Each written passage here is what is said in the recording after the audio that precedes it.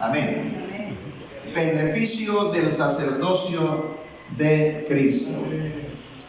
Me da la impresión que nos hacen falta varios hermanos, varios miembros, ¿verdad? Pero bueno, ¿qué lo vamos a hacer? Es lo que hay, dicen por ahí los dichos, ¿verdad? Beneficios del sacerdocio de Cristo. Amén. Amén. Y creo que le invito a que busque en Hebreos, capítulo número 9. Vamos a tomar la lectura del capítulo 9, versículo 11 hasta el número 17. Del 11 al 17. Gloria al Señor. Y después de la prédica, pues vamos a celebrar el sacramento de la Santa Cena, que también me ha dado el privilegio su pastor esta mañana. Amén. Aleluya. ¿Nos ponemos en pie? Y leemos la palabra. Muy bien. Beneficios del sacerdocio de Cristo. Amén. Gloria al Señor. Dios es bueno. Aleluya.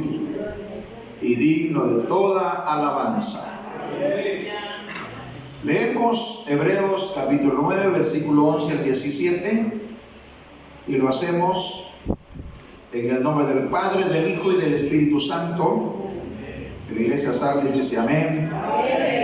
Bueno, leemos el 11 y dice: pero estando ya presente Cristo, sumo sacerdote de los bienes venideros, por el más amplio y más perfecto tabernáculo, no hecho de manos, es decir, no de esta creación, y no por sangre de machos cabríos ni de becerros, sino por su propia sangre, entró una vez para siempre en el lugar santísimo, habiendo obtenido, ¿qué cosa? Eterna redención.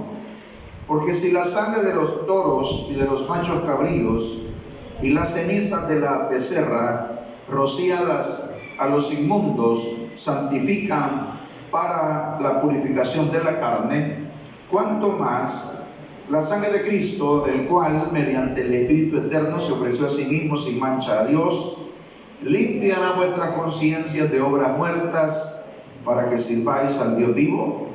Así que por eso es mediador de un nuevo pacto, para que interviniendo muerte para la remisión de las transgresiones que había bajo el primer pacto, los llamados reciban la promesa de la herencia eterna. Porque donde hay testamento es necesario que intervenga muerte del testador, porque el testamento con la muerte se confirma, pues no es válido entre tanto que el testador vive. Oramos así como estamos. Padre nuestro, vamos, quiero oírlo orar, no solamente Dios, también yo quiero oírlo orar. Padre, te damos gracias esta mañana por el privilegio, la oportunidad de estar aquí congregados para tu alabanza y para nuestra edificación espiritual.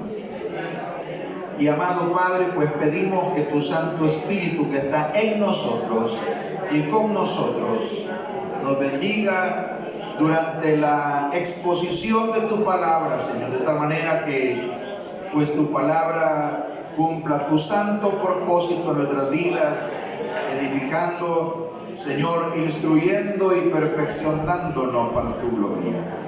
Me dispongo, Señor, para ser instrumento de tu Santo Espíritu esta mañana, en el nombre de Jesús. Amén y amén. Pueden sentarse, amados.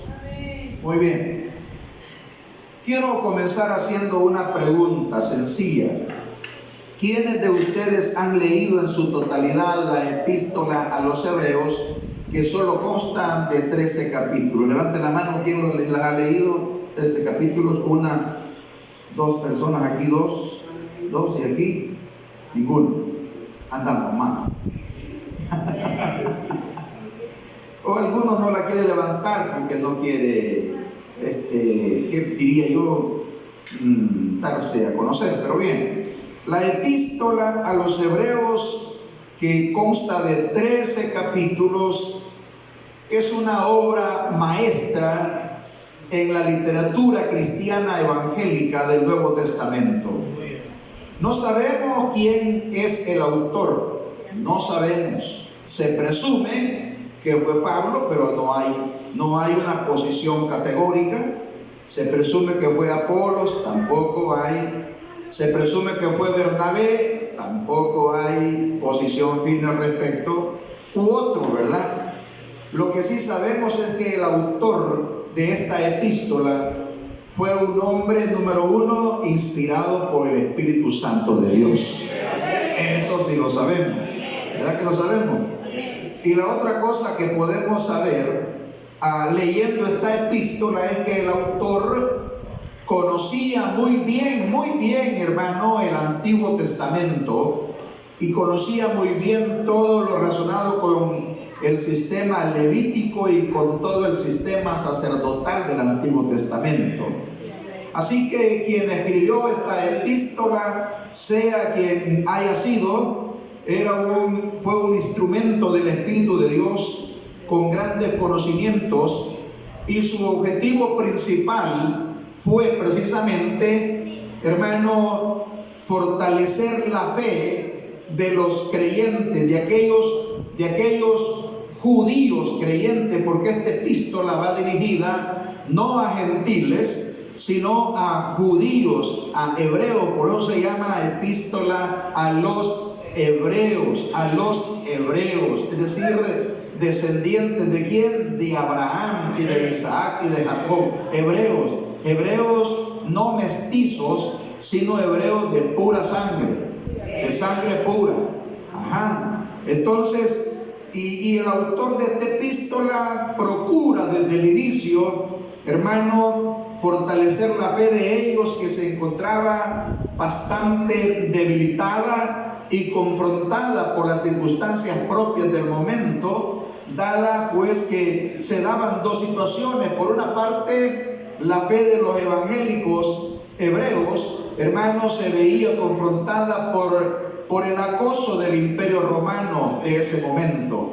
Cuando esta epístola se escribió, estaba vigente el imperio de Nerón, el famoso Nerón el loco Nerón, tremendo ese tipo. Y cuando esta epístola se escribió, entonces, hermano, los creyentes durante ese tiempo, la Biblia misma dice que ellos habían sido objeto de agravios, de escarnios, de burlas, que ellos habían perdido hasta sus bienes temporales. Lo dice la Biblia en la epístola a los hebreos, lo dice, que habían perdido hasta sus bienes temporales. Todo lo habían sufrido toda una persecución y un acoso por parte del Imperio Romano, ¿verdad? Estaba en su auge la persecución tremenda. Yo no sé cómo nos fuera nosotros con persecución, hermano. ¿Cómo cree que nos fuera?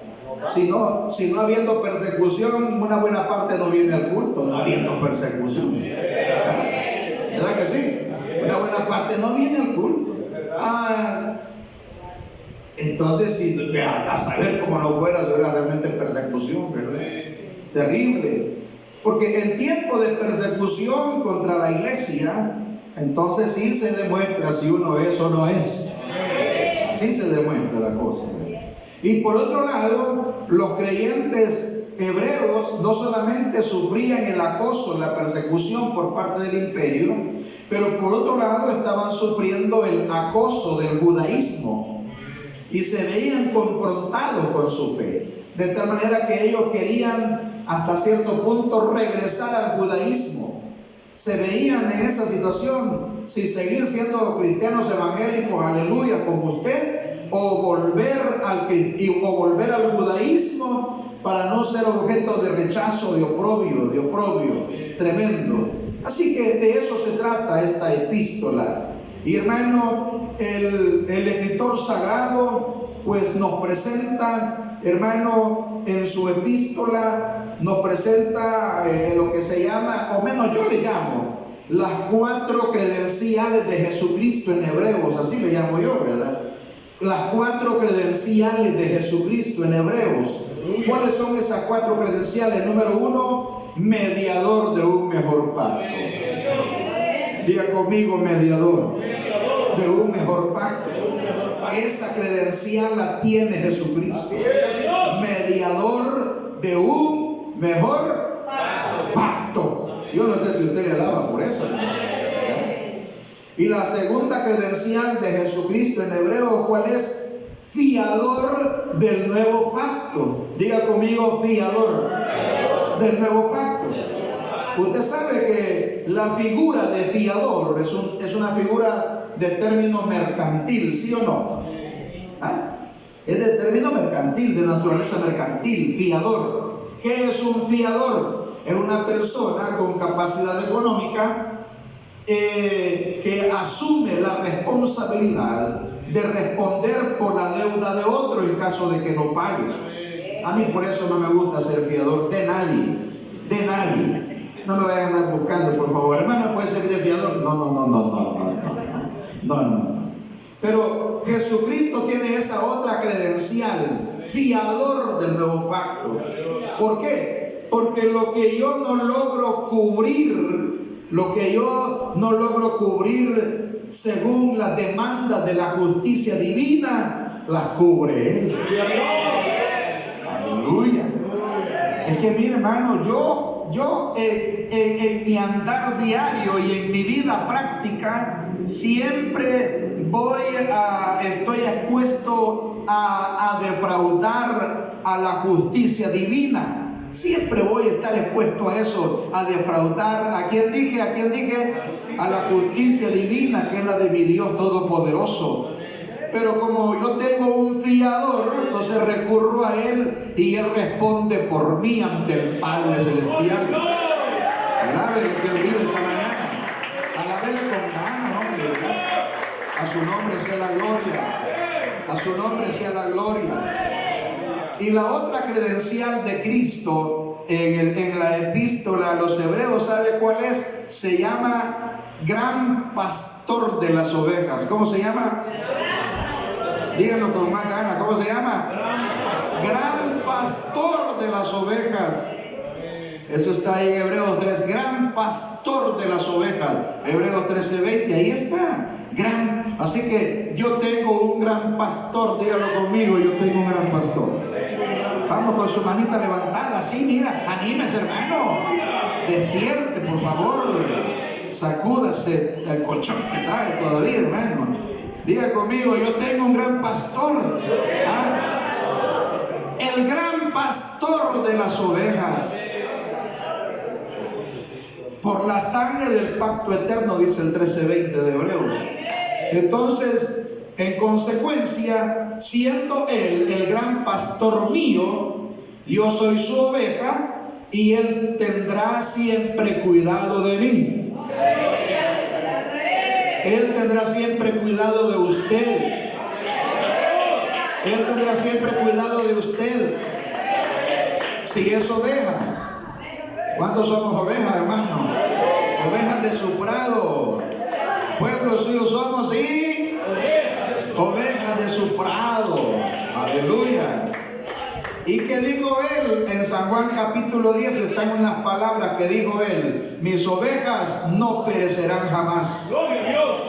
Así que esa palabra quiero que la agarre, Danilo. Mis ovejas no perecerán jamás. Aunque las ovejas tengan que pasar por dificultades, de verdad, pero dicen, no perecerán jamás. Porque el gran pastor de las ovejas siempre estará pendiente de ellas. Aleluya. Así que vamos a ver, número 1 dijimos mediador, número 2, número 3, gran pastor, y número 4, gran sumo sacerdote. Gran sumo sacerdote. Aleluya. Y esta lectura de Hebreos 9, versículo 11 al 17, resalta, hermano, el ministerio de Jesucristo como gran sumo sacerdote. El capítulo 9 de Hebreos es una continuidad del capítulo 8, obviamente, y en el capítulo 9 el escritor sagrado se encarga de enseñarnos, de instruirnos acerca de qué había en el primer pacto, en el versículo 1. ¿Qué tenía el primer pacto? ¿Qué tenía el primer pacto? Según el versículo 1, me imagino que tiene abierta su Biblia, ¿verdad? El versículo 1 del capítulo 9 nos instruye acerca qué tenía el primer pacto. Dice que tenía ordenanzas de culto y un santuario terrenal. Y luego el versículo 2 en adelante nos instruye acerca de cómo estaba dispuesto el tabernáculo, qué había en el interior del tabernáculo. Bueno, nos dice que en la primera parte, que se llamaba el lugar santo, estaba el candelabro, la mesa de los panes de la proposición, y que luego estaba el segundo velo, estaba la parte que se llamaba el lugar santísimo, el que vio un incensario de oro, el arca del pacto, etcétera, y que en el versículo 6 los sacerdotes entran ahí continuamente para cumplir los oficios del culto, etcétera, etcétera, etcétera. Pero todo lo que había en el primer pacto y todo lo que había en el tabernáculo y todo el desempeño de los sacerdotes, la Biblia enseña, hermano, que todo eso era un símbolo para el tiempo presente, dice el versículo 9. Todo aquello, dice el versículo 9, que era, que dije, un símbolo. ¿Qué era, iglesia Sardis? Símbolo. ¿Qué es un símbolo? Un símbolo es una cosa material que representa una verdad espiritual. Y entonces todo lo que había en el primer culto y todo lo que había en el tabernáculo y todo el ministerio de los sacerdotes del Antiguo Testamento, todo eso, hermano, era símbolo para el tiempo presente, dice el versículo 9. Y entonces, hermano, y para colmo, todo lo que allá se hacía, es decir, ofrendas, sacrificios, todo aquel sistema sacrificial que existía, el texto bíblico dice en el 9 que no podían hacer perfecto en cuanto a la conciencia a los que practicaban ese culto, porque consistía solo de comida, de bebida, de abluciones y de ordenanzas acerca de la carne, impuestas ¿hasta cuándo? Hasta el tiempo de reformar las cosas. Los que me están siguiendo en la lectura, digan amén. Así que, por eso, en el versículo 11, fíjese bien, en el versículo 11 cambia la narrativa bíblica, cambia. ¿Por qué? ¿Por qué cambia? Porque dice, pero estando ya presente Cristo. Entonces, estando ya presente Cristo, ya no tenemos necesidad de símbolos. ¿Por qué? Porque ahora tenemos la realidad. Aleluya. Ya no, repito, ya no estamos de símbolos. Ya no estamos de todo aquel sistema sacrificial del Antiguo Testamento, porque estando ya presente Cristo, entonces, hermano, ya las cosas fueron reformadas, como lo dice el versículo número 10. Amén. Gloria al nombre del Señor. Ya las cosas están reformadas. Ahora ya estamos viviendo una nueva realidad. Gloria al Señor. Pero estando ya presente Cristo. Esta mañana Cristo está presente, hermano. Cristo está presente. Él está presente. Por eso dice Gálatas 4:4. Gálatas capítulo 4, versículo 4 dice que cuando vino el cumplimiento del tiempo, Dios Padre envió a su Hijo. Amén. Aleluya. Dios Padre envió a su Hijo. ¿A quién envió? A su Hijo. No envió al arcángel Miguel, ni a Gabriel, ni a Rafael, ni a Otoniel, ni a Daniel. Mandó a su Hijo. Aleluya. Y lo envió nacido de mujer, dice Gálatas 4:4. nacido de mujer y nacido bajo la ley, para que redimiese a los que estaban bajo la ley y también para que redimiese a los que no estábamos bajo la ley. Cristo vive. Cristo vive. Cristo está presente. Y si Cristo ya está presente, ¿de qué más necesitamos? De nadie. No necesitamos ya de nadie, de ningún otro personaje. Porque como dice Colosenses, en Él estamos completos, dice Colosenses. En Él estamos completos. Pero sigamos analizando esta palabra. Dice, pero estando ya presente Cristo. ¿Y qué se dice de Cristo en el versículo 11? ¿Está conmigo o no está conmigo? ¿Qué se dice de Cristo en el versículo 11? Se dice que Él es sumo sacerdote de los bienes venideros. Mire qué interesante. Jesucristo es que sumo sacerdote de los bienes venideros. Pregunta de examen para ustedes esta mañana: ¿y cuáles son los bienes venideros? Gloria a Dios. Pregunta de examen.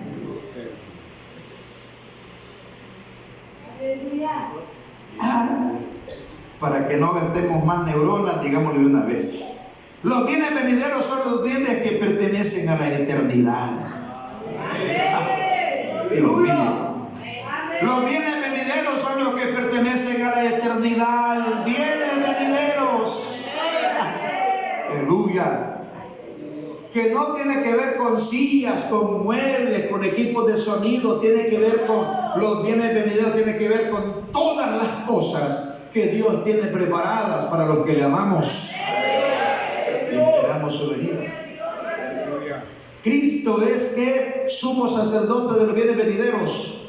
Y luego el versículo 11 también nos enseña en qué tipo de tabernáculo ministra Jesucristo como gran sumo sacerdote. ¿En qué tipo de tabernáculo? Según el versículo 11. ¿En qué tipo de tabernáculo? Dice la Biblia, en un tabernáculo más amplio y más perfecto, no hecho de manos, es decir, nuestra creación. Entonces, ¿cuál es? Pues es el cielo. Aleluya. ¿Cuál es el tabernáculo donde Jesucristo ejerce su sacerdocio? El tercer cielo, díganme, ¿cuál es? El tercer cielo. A eso se refiere cuando dice un tabernáculo más amplio, más perfecto, no hecho de mano, no de esta creación, es el cielo. ¿Dónde está Jesucristo entonces? Él está en el tercer cielo, sentado a la derecha de ¿quién? Del Padre. Aleluya. Y allá está. Y a pesar de estar allá literalmente, también está aquí en este tabernáculo que se llama Sardis. Gloria a Dios. Está aquí caminando. Está aquí. Y luego dice el versículo 12. Fíjense bien. El versículo 12 de entrada nos dice ¿qué tipo de sangre ofreció Jesús como sacerdote, como sumo sacerdote? ¿Qué tipo de sangre ofreció? Versículo 12. ¿Qué tipo de sangre ofreció? ¿Aló? ¿Qué tipo de sangre? No fue sangre de machos cabríos ni de becerros, sino por su propia sangre. Aleluya. Gloria a Dios.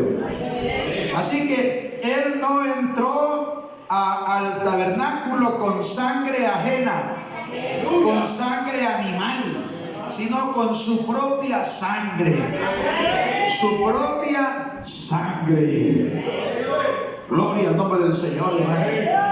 Así que es interesante. Y entró una vez para siempre, ¿a dónde? En el lugar santísimo, es decir, el cielo. El cielo, una vez. Y allá está. Ahora, ¿cuáles son los beneficios que se derivan de su sacerdocio a favor de los creyentes, a favor nuestro? Y el primer beneficio que quiero que usted vea es el beneficio de la redención eterna. Primer beneficio, el beneficio de la redención eterna. Primer beneficio, lo diré y lo voy a repetir hasta que los 40 que están aquí digan amén. El beneficio de la redención eterna. Porque el versículo 12 dice que Él entró una vez para siempre en el lugar santísimo, habiendo obtenido para mí, para Danilo Montano López, para Magdalena de Benavides, para Platero y familia, para usted, habiendo obtenido ¿qué cosa? Eterna redención. Pero grítelo, ¿qué obtuvo? Eterna redención. Aleluya. No me explico por qué no nos emocionamos, hermano. No me explico por qué no nos emocionamos. ¿Ah? Él obtuvo para mí eterna redención. Aleluya. Es bien fácil decirlo, ¿sí o no? Es fácil decirlo. Pero fíjense que venme para acá, olvídense del que va pasando ahí vendiendo naranjas y todo lo demás. Venga para acá, mantenga su atención por favor. Es bien fácil decirlo, pero yo debo conocer la doctrina de la redención. ¿Qué dije que debo conocer? La doctrina de la redención a la luz de la Biblia. Y entonces, querida iglesia Sardis, la redención, permítame unos puntitos así rápidos acerca de la redención. En el Antiguo Testamento existía lo que se conoce como la ley del Redentor. Diga conmigo, la ley del Redentor. ¿En qué consistía esa ley del Redentor? Consistía en que si una mujer quedaba viuda y si el marido no había engendrado hijos y se había dejado empeñadas sus propiedades o las había vendido, el pariente más cercano tenía el deber, según la ley, de redimir a la viuda. Un ejemplo de ello, ¿cuál es? Ustedes lo saben, ¿cuál es? ¿Cuál es? Es el caso de Ruth, la moabita. Ruth, la moabita. ¿Sí? La viuda, que quedó viuda, que regresó con su suegra Noemí a Israel, a Belén. Lo habían perdido todo. Había necesidad de que alguien la redimiera. ¿Y quién fue que la redimió? Booz. Pero antes de Booz había otro más cercano. Había otro familiar más cercano que Booz, como quien dice, había un familiar en primer grado. Booz como que estaba en segundo grado. Pero el que estaba en primer grado, ese no quiso redimir porque él quería redimir solo las propiedades, pero menos a Ruth. Y Ruth no era tan fea. Santo. No era tan fea, porque ya Booz le había echado el ojo. ¿Ah? Pero ese primer pariente solo le interesaban los bienes materiales, no la viuda. Y Booz le dijo, mira, si vas a redimir, tenés que redimir también a Ruth. Ah, pues no, digo, no, yo no quiero esa moabita. Ah, entonces le dijo Booz, pasame a mí el derecho de redimir. Pasame a mí ese derecho. ¿Y cómo se hacía? ¿Cómo se traspasaba el derecho? ¿Firmando un documento? ¿Cómo se hacía? Quitándose un zapato y tirándoselo al otro. ¡Ahí te va el zapato! ¿Sí? ¿Me está entendiendo o no? Entonces Booz redimió ¿a quién? A Ruth y a todas sus propiedades. Pero el redentor tenía que tener tres características. La primera es, primer requisito, tenía que ser pariente cercano, bien cercano, como quien dice, en primer grado. Y hermano, Jesucristo se hizo mi pariente. Diga conmigo, Jesús se hizo mi pariente. El Él se hizo mi pariente. ¿Qué tipo de pariente? ¿Primo? No, primo no. ¿Sobrino? Tampoco. ¿Qué tipo de parentesco hay entre Jesús y yo? Hermano. Alábele, hombre, hombre, arquitecto. Él es mi hermano mayor. Diga conmigo, Jesús es mi hermano mayor. Otra vez digámoslo, Jesús es mi hermano mayor. Y saben ustedes que tener un hermano mayor tiene su ventaja, ¿sí o no? Tiene su ventaja. Cuando uno es pequeño, ¿en quién confía? ¿Va? En el hermano mayor.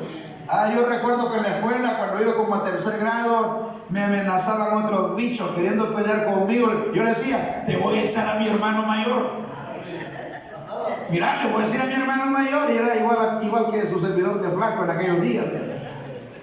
Pero la figura del hermano mayor siempre es interesante. Ahora, hay hermanos mayores que no sirven para nada. ¿Verdad que sí? No sirven para nada. Pero mi hermano mayor sí me sirve.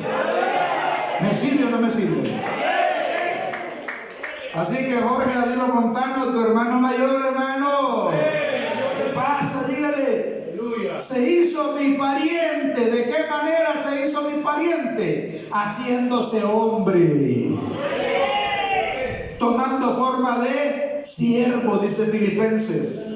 Tomando forma de siervo. Se hizo mi pariente encarnándose. Juan 1:14. Se hizo carne. Adoptó mi naturaleza. Adoptó mi naturaleza. Aleluya. Pero su naturaleza humana fue perfecta, 100%, ¿sí o no? Naturaleza humana 100% perfecta. Claro, que fue tentado en todo, como dice Hebreos, según mi semejanza, pero sin pecado.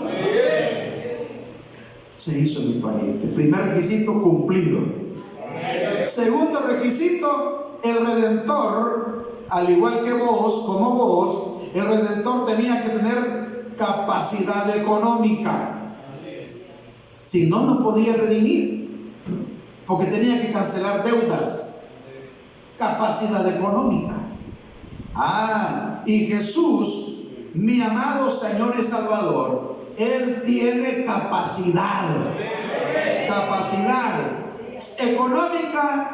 Bueno, no desde el punto de vista financiero y mercantil, pero capacidad desde el punto de vista divino.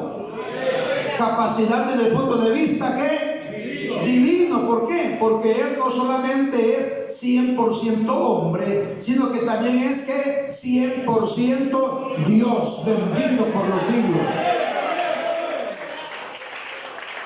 Y entonces, como tenía esa capacidad, Él pudo pagar mi deuda. Él pudo pagar su deuda.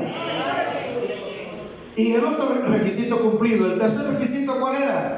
Que tenía que reunir el Redentor del Antiguo Testamento. Tenía que tener voluntad para redimir. Voluntad. Acuérdense que el primer pariente no quiso redimir. Ese no tuvo voluntad. No, mezclar mi sangre con esa gentil. No tuvo voluntad. Pero mi Cristo sí tuvo voluntad para redimirme. ¿Se acuerdan que dijo Jesús? Él dijo, nadie me quita la vida. Yo la pongo. Yo la pongo. Tengo poder para ponerla y poder para volver a tomar. Tengo voluntad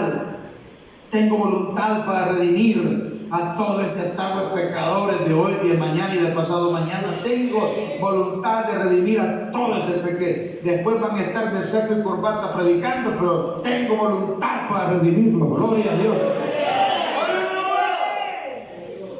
Gloria a Dios. Cuando Jesús, vamos a ver, ¿se acuerdan cuando Jesús estuvo en el Getsemaní? Mateo 26 y los otros evangelios. Ahí en el Getsemaní Jesús tuvo un conflicto interior. Porque él dijo: Padre, si es posible, pase de mí esta copa. Porque hay copas que uno no las quiere tomar, ¿sí o no? Pase de mí esta copa, pero no se haga mi voluntad, sino la tuya. Así que vamos a ver, se hizo mi pariente, tuvo capacidad y tuvo voluntad para redimirme, y por eso obtuvo para mí. ¿Qué es lo que obtuvo? Ay, Dios mío, ¿qué es lo que obtuvo? Eterna redención. ¿Y esto qué implica? Esto implica que usted no tiene por qué vivir inseguro de su salvación. Por favor, no vivamos inseguros a saber si soy salvo, a saber si estoy perdonado, a saber cómo me va a ir el día que me muera. A saber a dónde irá a parar. No viva inseguro de su salvación, vivamos seguros. Porque yo no fui redimido para un rato, para un año, 5 años, 10. Me redimió para siempre, porque es redención, eterna redención. Gloria a Dios. Gloria a Dios, iglesia. Primer beneficio, por lo cual yo le alabo. Yo le doy gracias esta mañana. Y por eso voy a comer hoy el pan y voy a beber la copa. El segundo beneficio del sacerdocio de Cristo, está aquí en Hebreos 9, se llama limpieza espiritual. Limpieza de la conciencia. Mejor vamos, diga conmigo, limpieza de la conciencia. Vamos a hablar de la conciencia un par de segundos. Le voy a convertir en psicólogo o en psiquiatra, no, psicólogo. Vamos a hablar de la conciencia. Veamos qué dice la Biblia ahí en el versículo número 14. El otro beneficio, 9:14. ¿Qué dice la palabra de Dios ahí? ¿Qué dice ahí? No, pero antes leamos el 13 para entender el 14. Porque si la sangre de los toros y de los machos cabríos y las cenizas de la becerra rociadas a los inmundos santifican para la purificación de la carne, es decir, del cuerpo, ¿cuánto más? Aquí está la gran pregunta. ¿Cuánto más la sangre de Cristo, el cual mediante el Espíritu eterno se ofreció a sí mismo sin mancha a Dios, limpiará? ¿Qué cosa? Vuestras conciencias ¿de qué? De obras muertas. ¿Para qué? Para que sirváis al Dios vivo. Limpiará vuestras conciencias de obras muertas. Limpiará. Los sacrificios del Antiguo Testamento solo limpiaban y purificaban por fuera. Pero la sangre de Cristo, hermano, limpia por dentro, limpiará vuestras conciencias. Y uno se pregunta de entrada, bueno, mire, hermano, ¿y qué es eso de la conciencia? ¿Qué es eso, hermano? Bueno, voy a tratar de darle algún concepto rápido, hermano. La conciencia se define como hermano, esa facultad interna que permite al hombre dirigirse dándole el conocimiento del bien y del mal. La conciencia se define como ese dispositivo, porque es así como un dispositivo moral que Dios ha colocado en nuestro ser interno, y ese dispositivo moral se activa cuando hacemos lo bueno, se activa y nos felicita por dentro. Y cuando hacemos lo malo, se activa para condenarnos. La conciencia puede felicitarme si hice lo bueno. La conciencia puede acusarme si hice lo malo, lo incorrecto.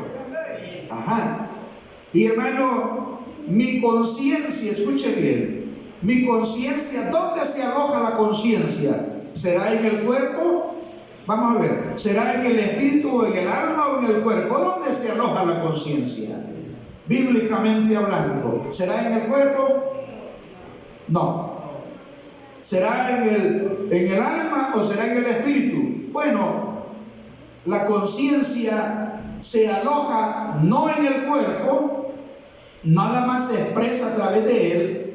La conciencia no se aloja en el alma tampoco. La conciencia, como ese dispositivo, esa facultad, se aloja más adentro y es en nuestro espíritu. Ahí está la conciencia, en nuestro espíritu, ahí está.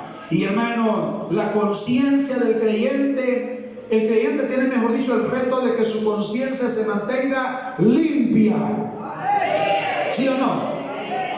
Tenemos ese reto, que nuestra conciencia se mantenga, como dije, limpia. Y tenemos otro reto, ¿cuál es? Que nuestra conciencia se mantenga, sea siempre una conciencia sensible. Porque cuando una conciencia ya no es sensible, se convierte en una conciencia cauterizada.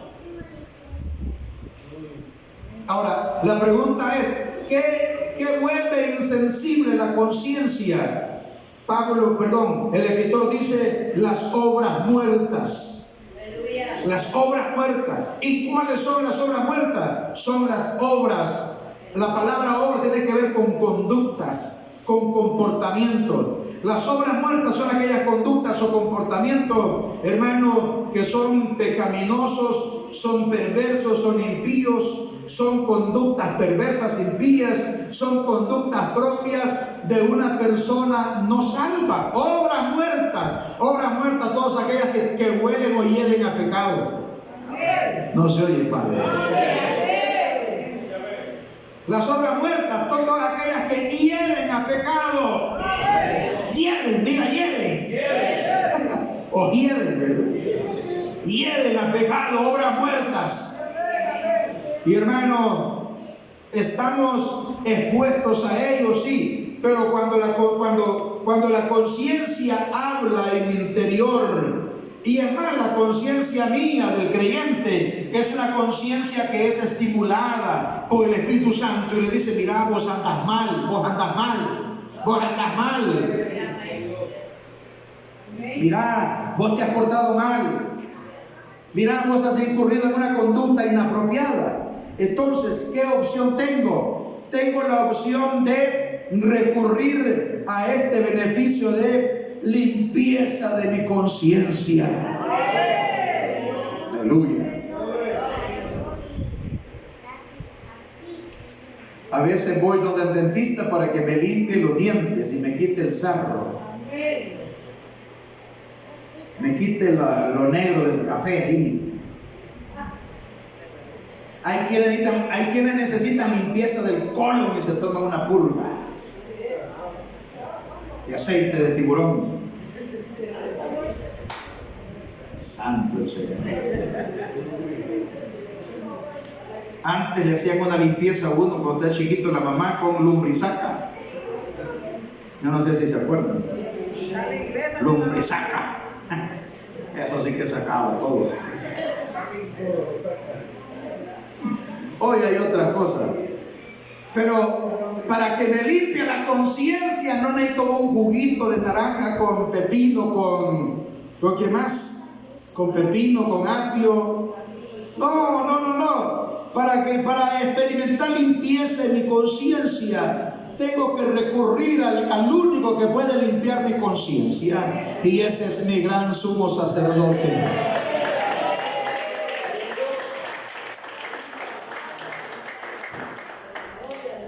Porque solo con una conciencia limpia puedo servir sin impedimento al Dios vivo. Así es que no sé cómo está su conciencia, pero sí sé cómo está la mía. Pero si acaso hay alguna obra muerta, ahí hay usted. Para ir finalizando, otro beneficio del sacerdocio de Cristo, ¿cuál es? Número 1, redención eterna. Número 2, limpieza de la conciencia. Y el tercero se llama herencia eterna. Hablemos de herencia. ¿Le interesa? Dios mío, con ese ánimo me dan ganas de seguir predicando. Hablemos de herencia, ¿le interesa? Sí, herencia. Mire, dice el versículo 15 al 17. Así que por eso es mejor, es mediador de un nuevo pacto, para que interviniendo muerte para la remisión de las transgresiones que había bajo el primer pacto, los llamados, me pregunto si hay aquí alguno de esos, los llamados. ¿Es usted de los llamados? Los llamados reciban la promesa de la herencia eterna. Sigamos leyendo, sé que está leyendo. Porque donde hay, ¿qué cosa, iglesia Sardi? Testamento. Ahora, véanme para acá. ¿Qué es el testamento desde el punto de vista jurídico y legal? El testamento es el documento en el cual queda expresada y registrada la última voluntad de una persona. El testamento. Testamento, ¿no? Y es importante que en vida se haga un testamento para que los herederos se les facilite el proceso de aceptación de herencia. El testamento. Pero eso es el testamento, un documento donde está expresada y dice, bueno, yo Otoniel Benavides, le debo a mi esposa todas las deudas adquiridas.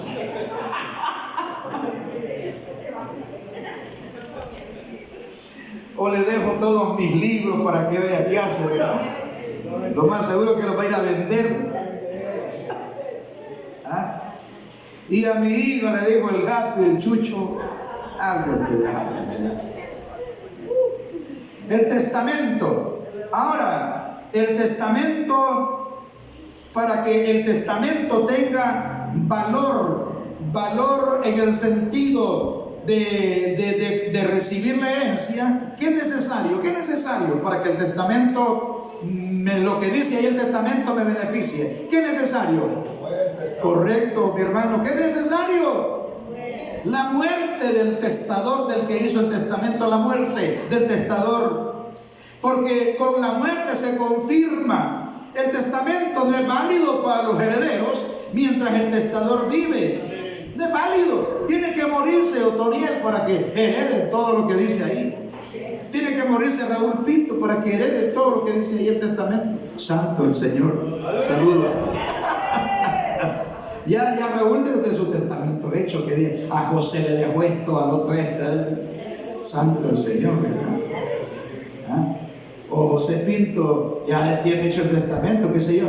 Pero mientras está vivo, los herederos no pueden cobrar nada, recibir nada. Es necesario que se muera.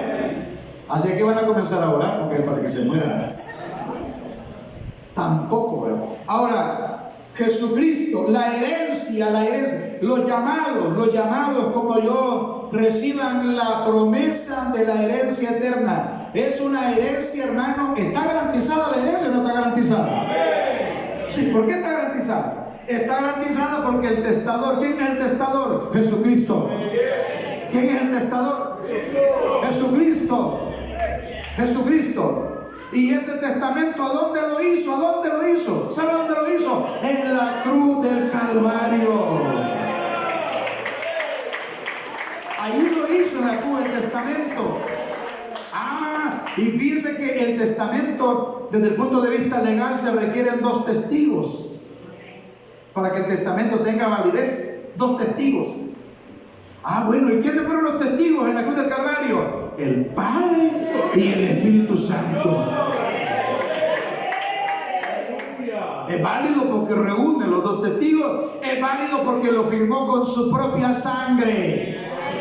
Murió. El testamento es válido. La herencia está garantizada. Yo la voy a recibir. Yo no sé qué más, pero yo la voy a recibir.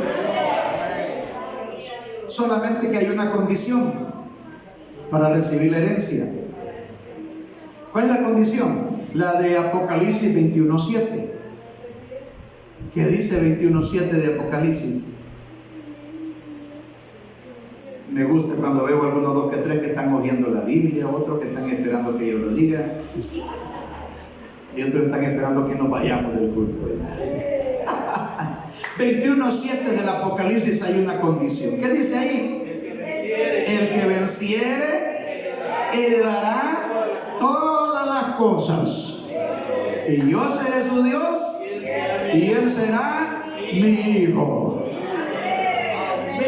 ¿Cuál es la condición? Vencer, díganme. ¿Cuál es la condición? Vencer, vencer. Hoy, este día domingo, me propongo vencer. Vencer de los vencedores. Mañana, si Dios me da la vida, me propondré ser vencedor. Cada día ese es el reto, ser un vencedor. Que nadie te derrote. Que nadie nos derrote, que no nos derrote el diablo, que el Señor nos reprenda. Amén, iglesia. Que no nos derrote la carne malvada, perversa. Que no nos derrote el hombre viejo, que siempre trata de entuturutarnos el hombre viejo. Que no nos derrote el mundo engañoso. Que no nos derrote la pobreza. Que no nos derrote la enfermedad, el dolor. Debemos ser valientes.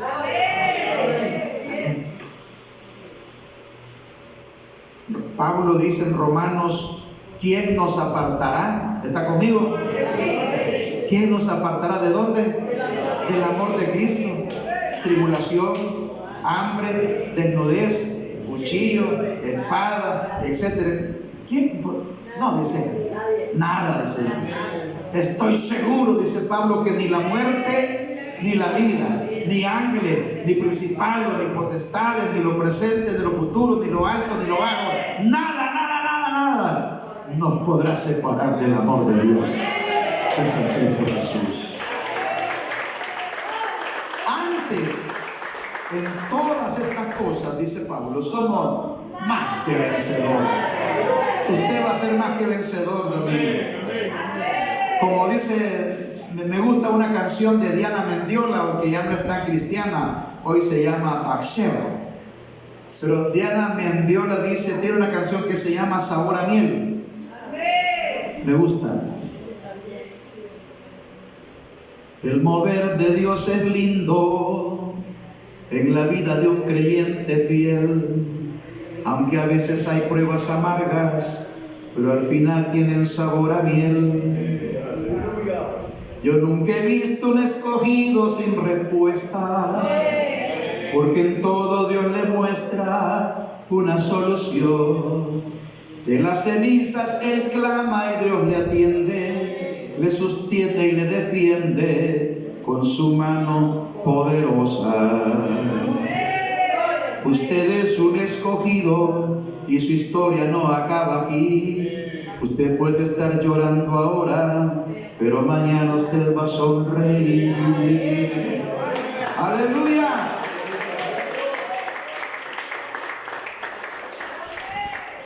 Hoy mi hermano Danilo está pasando por ese proceso.